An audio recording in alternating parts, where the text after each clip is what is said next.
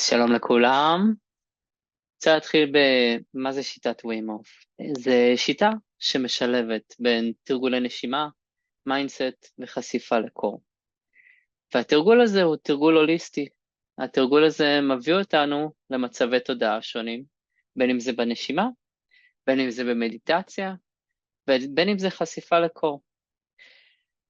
אז לשיטה עצמה יש הרבה יתרונות בריאותיים, אם זה מהורדת דלקתיות, אם זה חיזוק המערכת החיסונית, ואם זה להרגיש טוב עם עצמנו. הנשימות האלה מביאות אותנו למצב של רגיעה עמוקה, אפילו מין מצב טרנס כזה שבו אנחנו יכולים להיכנס למצב של בין ערות לבין שינה. ובמצבים האלה אפשר לחוות גם ריפוי, אפשר לחוות מדיטציה עמוקה, וגם בהקשר להרצאה הקודמת אפשר לחוש רטט, כי מה שקורה שאנחנו נושמים באופן מחובר במשך 2-3 דקות, עושים היפרוונטילציה, מעוררים את המערכת העצבית הסימפתטית, ואז אנחנו עוצרים את הנשימה לדקה, דקה וחצי, 2 דקות.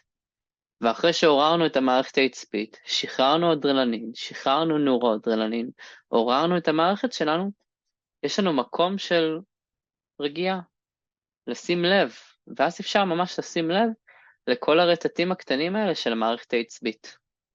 אנחנו בעצם מאפשרים לעצמנו להיכנס למצבים מדיטטיביים עמוקים דרך הנשימה שלנו. אנחנו עושים סבבים של נשימות. הסבבים האלה, כל סבב הוא בין 5-6 דקות.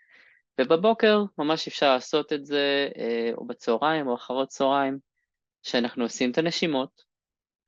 נשימות מחוברות, 30, 40, 50 נשימות, מוציאים אוויר לא עד הסוף, ועוצרים את הנשימה לדקה, דקה וחצי, 2 דקות, ואפשר לעשות את זה 3, 4 סבבים, 5 סבבים, ואז זה בין 5-20 דקות, שבהם, בשונה ממדיטציה שאנחנו צריכים לשבת, ודרך הפסיביות להגיע למצב מדיטטיבי, פה בצורה אקטיבית אנחנו נושמים, עוצרים את הנשימה, וככה מגיעים למצב מדיטטיבי רגוע.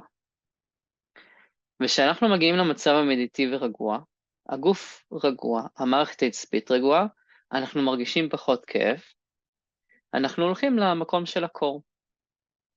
אנחנו הולכים לאמבטית קרח, או אפילו למקלחת קרה אתם יכולים לעשות בבית. בעצם הנשימות מכינות אותנו לאמבטית קרח, לחשיפה לקור. ואז שוב, אנחנו משתמשים בנשימה שלנו, פעם אנחנו נושמים רגוע, שאיפה מהאף, נשיפה איטית דרך הפה, וככה אנחנו לומדים איך לקבל את הקור. הקור הוא כוח מאוד מאוד חזק, ששם אותנו בגופניות שלנו, שם אותנו במקום של הקרקוע שלנו.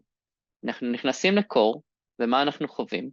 ישר כאב, והמערכת העצבית שלנו אומרת לנו ישר, צא, צא, צא, תצא מפה, לחץ עולה, ואז דרך הנשימה שלנו, אנחנו מוצאים את המקום הרגוע. אנחנו נושמים עמוק, נרגעים בתוך הקור, וככה אנחנו מקבלים את הקור.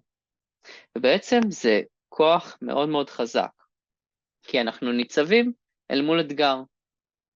זה אתגר גם פיזי וגם נפשי, כי הגוף שלי אומר לי צא, וגם הנפש שלי חשה מעין חרדה כזאת, וזה מאוד דומה למה שחווים ביום יום. אם בהתקף חרדה, למשל, אנשים, הרגש שלהם מעלה את התחושה הפיזית, פה אנחנו עושים הפוך. האמבטיית קרח מאפשרת לנו להיכנס בגוף שלנו למעין מצב חרדתי, ובו אנחנו לומדים לנשום אל תוך המצב הזה, וככה מצליחים לעבור את המצב הזה. וזה תרגול של 2-5 דקות שעושים ביום, שהוא מאוד מאוד מועיל לנו. הוא גם מועיל למערכת החיסונית שלנו שמחזק אותה, גם עוזר לזרימת הדם שלנו להתאושש מהר מפציעות, וגם ברמה הנפשית זה יוצר לנו חוסן.